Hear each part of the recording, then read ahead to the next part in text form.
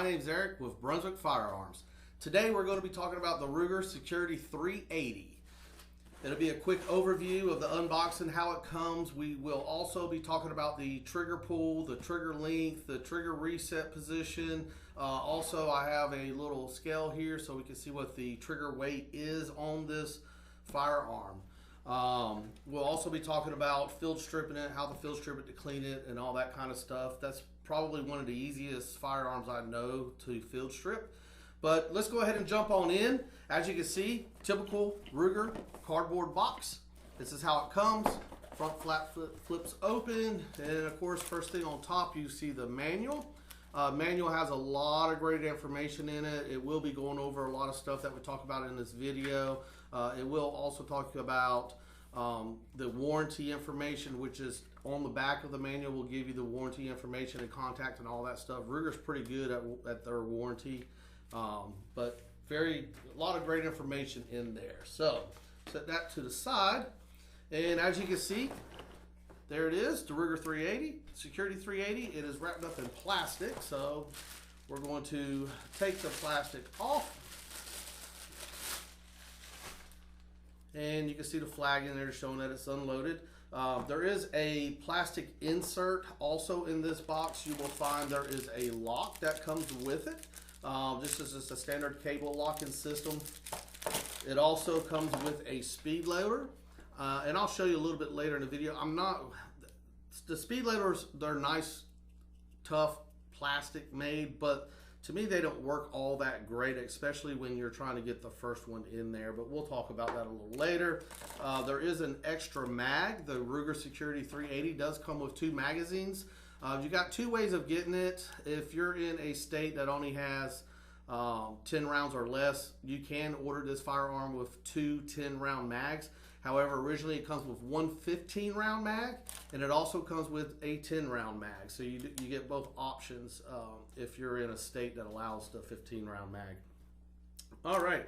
Also in here, you can see there's an extra butt plate. You can see this one's extended finger extension. You can actually remove that. So if you wanted to make this firearm even shorter on the grip to make it more compact, this is a compact firearm.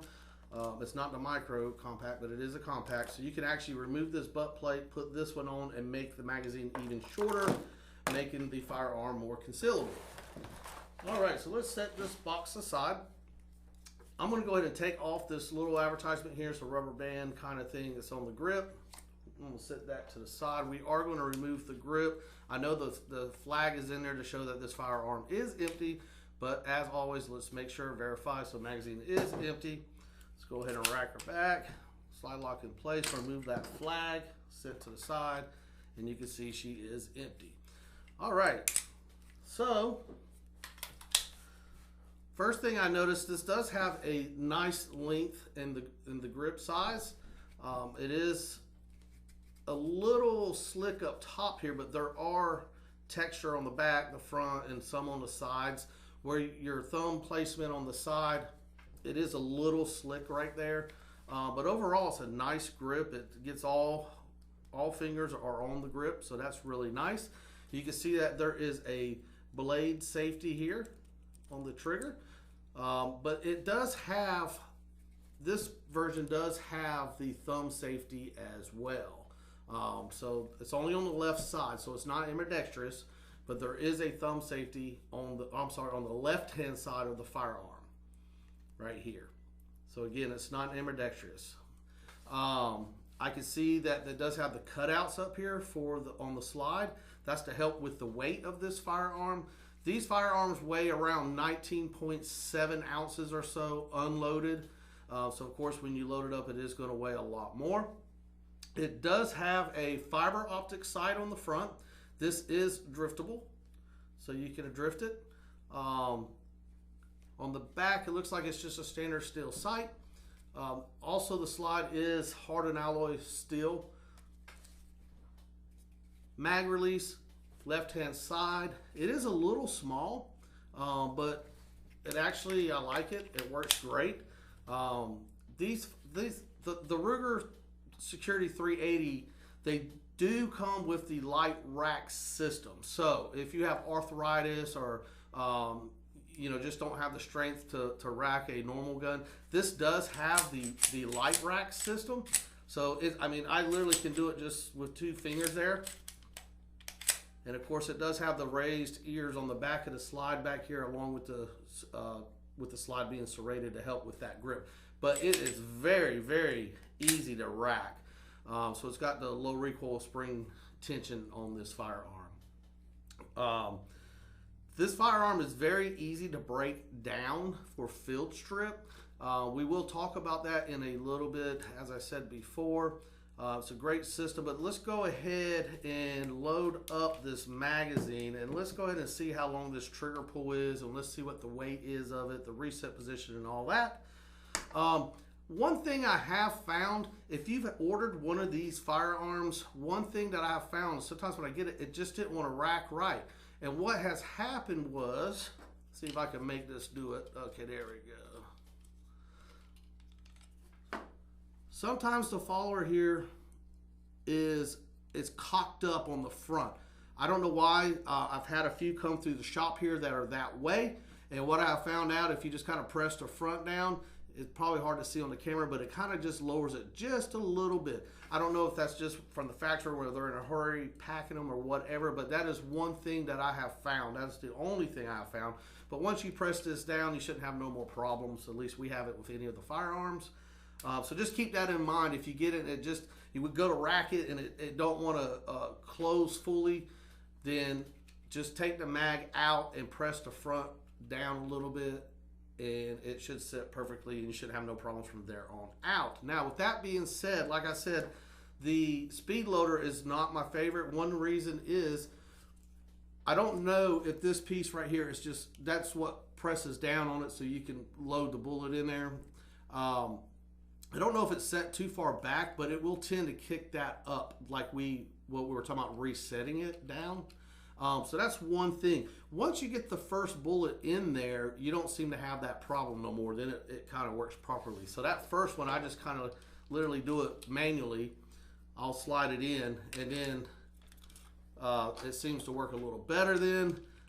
But they are so short that it's hard for it to just pop in. So you kind of have to release it while holding that bullet and pressing it backwards in. So I'm just not real fond of this speed loader.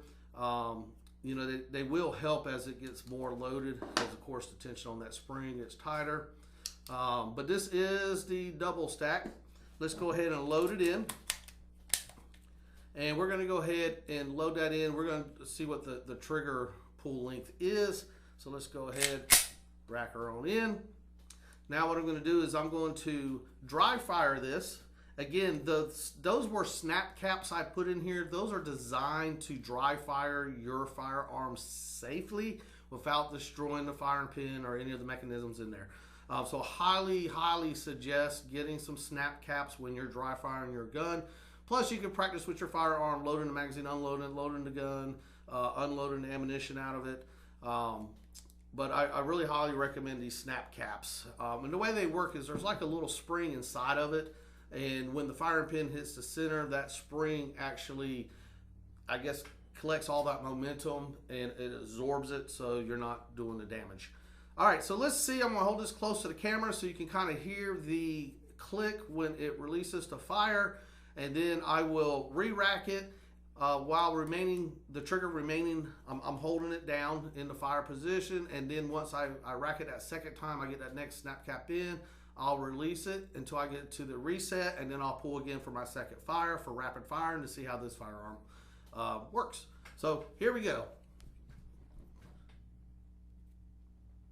All right, so currently I just have the safety blade compressed right now, so the trigger is fully extended. So let's go ahead and pull.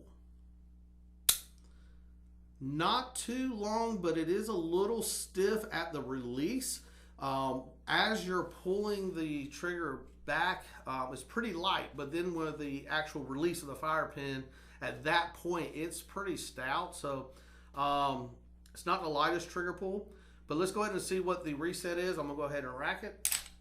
get this one out. We still have one in, so we can get a second fire. So we're going to go ahead and release until we get to the reset position.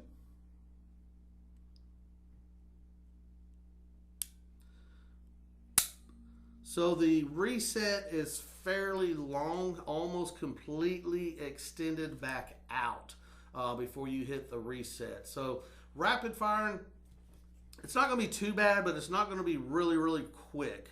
I wish the reset was a little shorter because the trigger pull initially is not too long, but the reset is a little long. All right, so let me go ahead and load another snap cap. And just so, I don't know if you can see that in the camera, but these are, you might be able to see the spring inside of it. I don't know, they're kind of semi-transparent. So, all right, let's go ahead and load that. We're gonna go ahead and rack it and get the one out of the chamber, set it to the side. And what I wanna do now, this scale will actually tell us what the trigger pull is. And it'll come up with, you know, poundage or ounces and tell us what that pull is. Now, I know you've seen in some of my past videos when using these, I tend to get a better or more accurate reading. It could be this, just this. I'm sure they should work the same, but there might be a little bit of difference between some of them. This particular one, when I have, this is where the gauge is actually at. So this actually gets placed on the trigger. I tend to get a better reading when this portion is just slightly above the length, middle of the trigger, when it's just slightly above the midpoint of the trigger length. In this case, this does have the trigger blade, so I have to be down enough to press this blade in, or else you can't pull the trigger because of the safety mechanism. So with that being said, it might be a little bit, the weight might be a little bit more than what the scale is going to show, is what I'm trying to say. Because as you go down, you get more leverage, which makes it easier to pull. Of course, when you're put your finger on the trigger, it's going to be more kind of centered there. All right, so let's go ahead and see what it is. So I'm going to place it on here, and then I'm just going to pull back. All right, and I like to do it twice. Let's see what a second one is. We'll put another snap cap in. Load her up. Go ahead and get the one out so we can re-rack it. So we have another one in place. Let's go ahead and try this again. And here we go. So I'm getting almost a 5-pound trigger. Of course, I like to get down to 3.5. So for me, it is a little stiff. The first one I got was about 4.5. The second one I got a 5.1 reading. So you're probably about a 4.9, somewhere in there on average of the trigger weight. So not extremely bad, but it is a little tough, like I said, when you get to the break point to release the firing pin in here. All right, let's talk about field stripping this. I'm gonna go ahead and pull the magazine out. Go ahead and get that snap cap out of here, set it to the side. Let me set all this stuff to the side. Now, breaking this firearm down for field stripping, if you're at the range or whatever, is very simple. On the left-hand side of the firearm, you can see there is a little pin right here. Just in front of it is a half circle. So basically, you've got to push it where it lines up. So you can see it there, and when I press the slide back, it'll line up, allowing for that to come back or to pull the pin out. On this pin right here, on the top side, there's kind of a groove. 9 times out of 10, you can just use your fingernail. If not, you can use a little small, this is kind of like the little eyeglasses, little screwdrivers and stuff you can use to get at the store. But a flat tip, real small one, you can put it in there and just kind of pop it out. Now, the reason why I showed you this first is because I'm right-handed, so when I break my firearm down, I actually have to hold it this way. So I'm going to try to hold it flat, but my hand is probably going to block that view. But basically, I put my hand on the back just like this.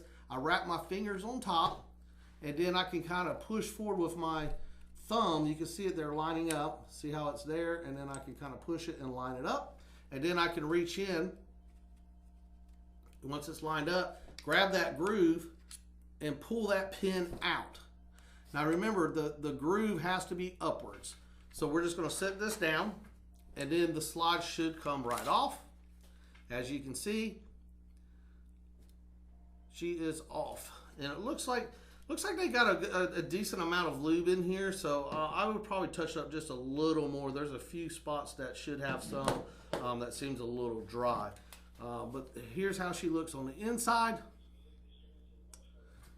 And of course, barrel, guide rod, slide. Now you can easily remove the barrel or the guide rod and the spring to get the barrel out. So basically this is there's tension on here, so I grab the back side and I kind of press it forward and then up, and then it'll pull out. Now remember which way this goes. One end is hollow, one end is solid. The solid piece goes back against the barrel. The hollow end goes towards the front when you're putting that back in. So keep that in mind when you're doing it. The barrel kind of pulls up and out. So you kind of lift it up on the back and then outwards, backwards. So there's your slide, nothing in it. So now you can get in and clean it up really good with your brush. Same thing with the barrel, very easy. And by the way, the twist on this, the twist in the barrel is a 110 twist, so it's not too bad. So putting this back together, very simple. Slide upside down. This is the front. Of course, this is upright. We're going to turn it upside down. This is towards the front. So the barrel, obviously the front, goes in the hole on the bottom. And then it just kind of drops in place. Push it back. Again, the hollow part here goes towards the front into this top hole. Again, the slide is upside down. So put it in there. You're going to press forward on the spring. Let me take that back out first and show you, because I don't know if you're going to be able to see it on the camera. On the barrel where it sits, you can see there's like a little half circle. Trying to get it so the light hits it just right. Little half circle there that this is going to sit in it, just like that. So there's a little half, you'll see it in there. So again, let's put the barrel back in, push her back. Hollow point, the hollow part of the guide rod goes towards the front. We're going to kind of press the spring in and down to it. It sits nicely in that little half circle I showed you. Putting it back on. You're just going to line this up right here. You can see on the back, there's two grooves on the bottom here, which are going to line up with these two rails right here. Just like that. Press it back. Now, make sure there is on the inside here, you can see it. Let's see if I can get it in the camera. I don't think I can. You can see how it closed that hole up, this hole right here. So you got to, I find it easier kind of rotating my gun a little bit this way. So you should be able to see completely through that hole. You'll see, I can't really get it on the camera, but you'll see what I'm talking about. When you pull the slide back, basically remember, you have to line these up. Remember that in the beginning, because see how it's unlined? So you would pull it back until they line up like that. And of course, this pin is going to slide back in there. So when you're doing it, you have to make sure that you're pulling it. If you have your gun tilted backwards and pulling it, you can't. The barrel portion is going to block your hole. I find it easier with this one to kind of tilt it downwards and push it back. It seems to line up a little bit better. So we are lined up at that point. Remember, on this pin that you pulled, the top part here has the groove there. It's cut out right there. That's got to be facing upwards. Basically, you're just going to line it up, and push it in. So the pin's set nicely back in there.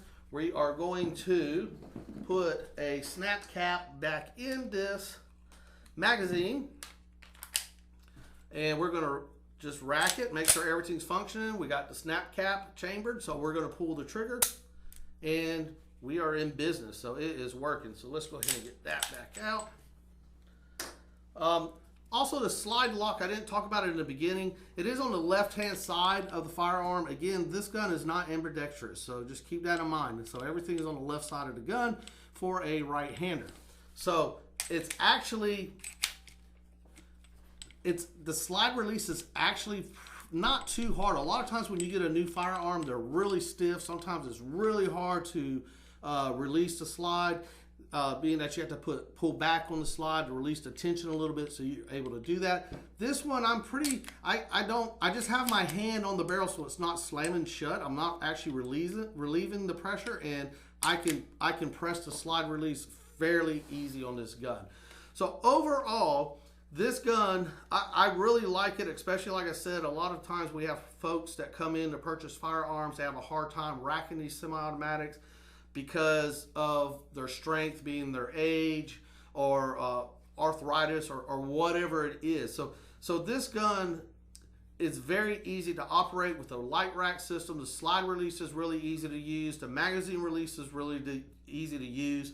The only thing I would say is the trigger. I wish the trigger weight was a little bit lighter. You know, it's right at 5 pounds, 4.9, somewhere in there. You know, if it was a lighter trigger pull, 3.5, no more than 4, probably would be a little bit easier, because I really had to put a little force on it when I got to the breaking point for the fire. There is a Picatinny rail on the bottom of this as well, as you can see. So you can put a flashlight, laser, or what have you. But overall, great gun. I really like the way it feels. Pretty nice. So hopefully you got something out of this this video here. Again, this I don't have one sitting in here, but anyways, this is just a cable lock. So basically, when you unlock it, this cable will pull out from one side, and you can open her up, put slide lock in place, remove the magazine. You can drop that cable down in the bottom, throughout the bottom of the magazine well, and then you can lock it, making this gun unusable. Again, I hope you enjoyed the video. If you liked the video, please like and subscribe to our channel. That's what keeps us going here. Again, my name is Eric with Brunswick Firearms.